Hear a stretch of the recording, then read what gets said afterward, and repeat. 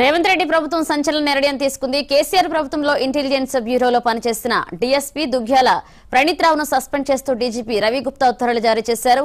కొన్ని రోజుల క్రితం డీజీపీ కార్యాలయానికి ఆయనను ప్రభుత్వం అటాచ్ చేసింది. ఈ క్రమంలోనే సస్పెన్షన్ వేటు పడడం గమనార్హం. ఇక గతంలో ప్రతిపక్ష నేతల ఫోన్లు ట్యాపింగ్ చేస్తున్నారని ప్రణీత్ రావు ఆరోపణలు ఎదుర్కొన్నారు.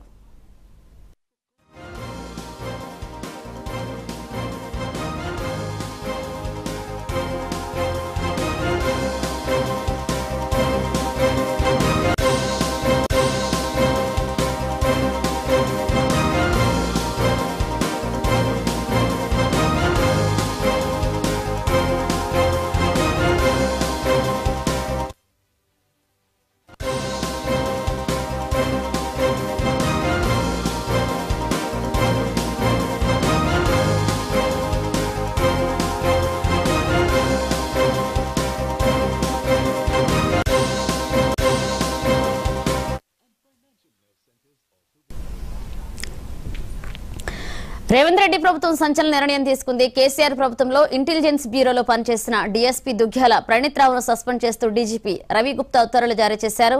కొన్ని రోజుల క్రితం డీజీపీ కార్యాలయానికి ఆయన ప్రభుత్వం అటాచ్ చేసింది. ఈ క్రమంలోనే సస్పెన్షన్ వేటు పడడం గమనార్హం. గతంలో ప్రతిపక్ష నేతల ఫోన్లు ట్యాపింగ్ చేస్తున్నారని ప్రణీత్ రావు ఆరోపణలు ఎదుర్కొన్నారు.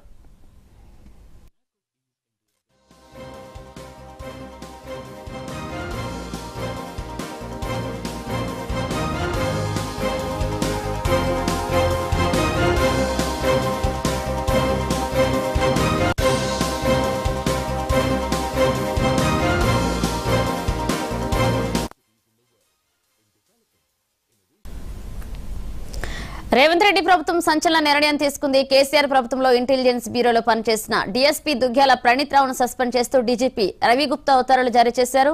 ఇదే అంశానికి సంబంధించి మరిన్ని updates crime bureau chief Madhu అందిస్తారు. మధు, కాసేపటి క్రితమే కాంగ్రెస్ గవర్నమెంట్ అయితే ఒక కీలక నిర్ణయమే తీసుకుందని చెప్పవచ్చు. గత ప్రభుత్వ హయాంలో ఇంటెలిజెన్స్ లో పనిచేసినటువంటి డిఎస్పీ ప్రణీత్ రావు ఎవరైతే ఉన్నారో దుగ్గ్యాల ప్రణీత్ రావును కాసేపటి క్రితమే సస్పెండ్ చేస్తూ కూడా ఆదేశాలు అయితే జారీ చేయడం జరిగింది.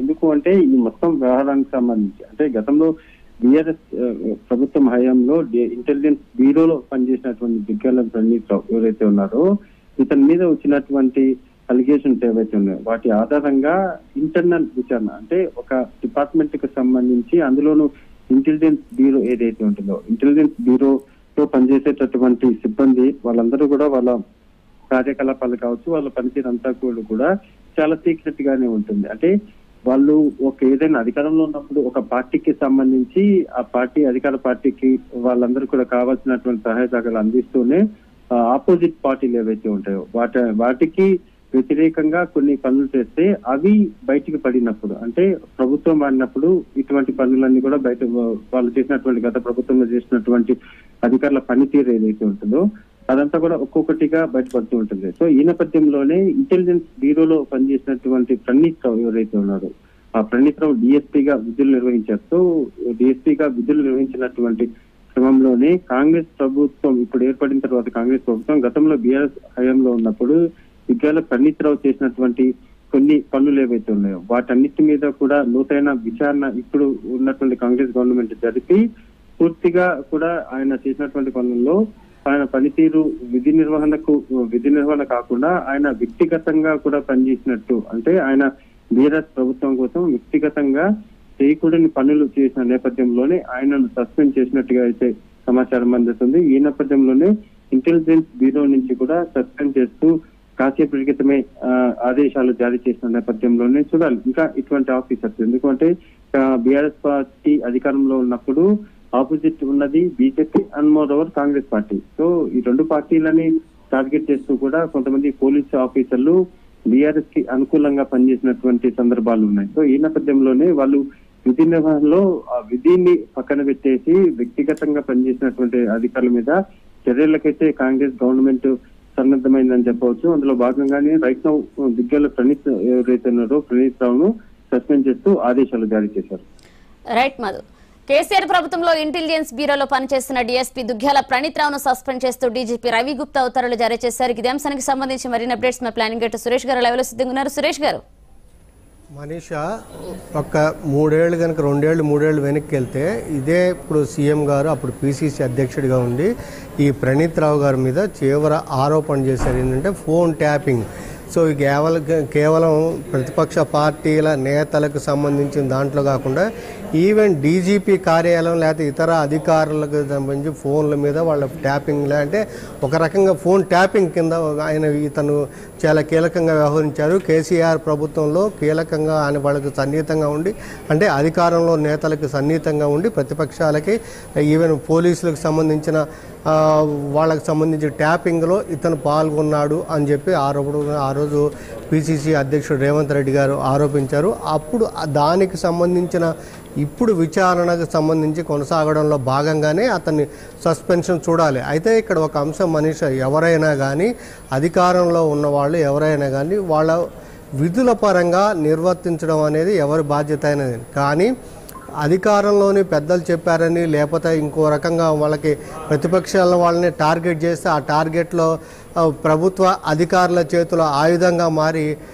మారే ప్రయత్నం వల్ల ఇలాంటి పరిణామాలు ఎదుర్కోవాల్సి ఉంటుంది. అయితే ఇప్పుడు ఈ ప్రవీణ్ రావు గారు అనేవాళ్ళు తప్పు చేశాడా లేకపోతే ఫోన్ ట్యాపింగ్ ఇన్వాల్వ్మెంట్ ఉందా అనేది విచారణలో తేలుతుంది. కానీ బట్ ఆ సస్పెన్షన్ తోటే సో అతని మీద ఇప్పటి వరకు అంటే ప్రభుత్వం వచ్చి కూడా దాదాపు మరి ఈ ఆరోపణలు రుజువు అయిన తర్వాతనే ఒకటి ప్రాథమికంగా ఫ్రేమ్ ఆఫ్ ఐసీ ఉన్న తర్వాతనే ప్రభుత్వం యాక్షన్ తీసుకుందని చెప్తున్నారు. నిజంగా అది కనుక అయితే సో దానికి జవాబుదారి కానీ దాని బాధ్యత ప్రవీణ్ రావు గారి మీద బాధ్యత వహించాల్సి ఉంటుంది. కాబట్టి ఆ రకంగా అంటే ఇది ఒక హెచ్చరిక. అంటే భవిష్యత్తులో కూడా ఇంకొక అధికారి కానీ ఇలాంటి వాళ్ళు కానీ అధికారికంగా విధులు వాళ్ళకున్న బాధ్యతలకు కానీ పరిధిని దాటి వ్యవహరించినప్పుడు ఇలాంటి పరిణామాలను ఎదుర్కోవాల్సి ఉంటుంది అనే దానికి దీని ఒక ఉదాహరణ కింద తీసుకోవచ్చు. మనీషా, సురేష్ గారు, ఇప్పటి వరకు మీరు చెప్పిన అంశం అయితే కూడా ఒకటి ప్రణీత్ రావు గతంలో ఎలాంటి ఆరోపణలు చేశారు, అది కాకుండా కూడా మరొక వైపు 47 మంది డీఎస్పీలను కూడా బదిలీ చేశారు. అంటే లోక్సభ ఎన్నికల నేపథ్యంలోనే ఇలాంటి బదిలీలను మనం భావించవచ్చు అంటారా? అంటే సస్పెన్షన్ వేరు, బదిలీ వేరు. బదిలీలు అంటే మీకు తెలుసు ఎన్నికల సంఘం రూల్స్ ఏముంటాయంటే మన జిల్లాలో కానీ సొంత జిల్లాలో ఒకే ఉండకూడదు. ఎవరైనా కానీ ఎలక్షన్స్ రిలేటెడ్కి సంబంధించిన వాళ్ళు ఉండకూడదు. తర్వాత 3 ఏళ్ళు ఒకే దగ్గర ఉండకూడదు అనేది ఆ లోక్సభ ఎన్నికల సంఘం అంటే నిబంధనల ప్రకారం ఉంటుంది. ఎన్నికల సంఘం ఇటీవల కూడా స్పష్టం చేసింది. మీరు చాలా రాష్ట్రాల్లో కూడా ఆ ఎలక్షన్ కమిషన్ చేసిన సూచనలు పాటించలేదని చెప్పని ఎలక్షన్ కమిషన్ దృష్టికి రావడంతో మళ్ళొక ఆర్డర్ జారీ చేసి అన్ని రాష్ట్రాలను స్పష్టం చేసింది. మీరు ఇచ్చిన ఆర్డర్స్ని తూచా తప్పకుండా పాటించాలని చెప్పి స్పష్టం చేశారు. సో అది ఎన్నికల రిలేటెడ్గా ఉన్నప్పుడు ఇక్కడ నుంచి అక్కడికి, అక్కడి నుంచి ఇక్కడికి బదిలీ అనేది అది దానికి రిలేటెడ్గా జరగవచ్చు. కానీ ఇక్కడ సస్పెన్షన్ అంటే there is fame of IC ఉంటేనే ఆ యాక్షన్ అనేది అక్కడి వరకు వెళ్తుంది. కాబట్టి ఇప్పుడు దానికి సంబంధించి ఈ చర్య తీసుకున్నారని భావించవచ్చు. మనీషా, థ్యాంక్ యూ సురేష్ గారు.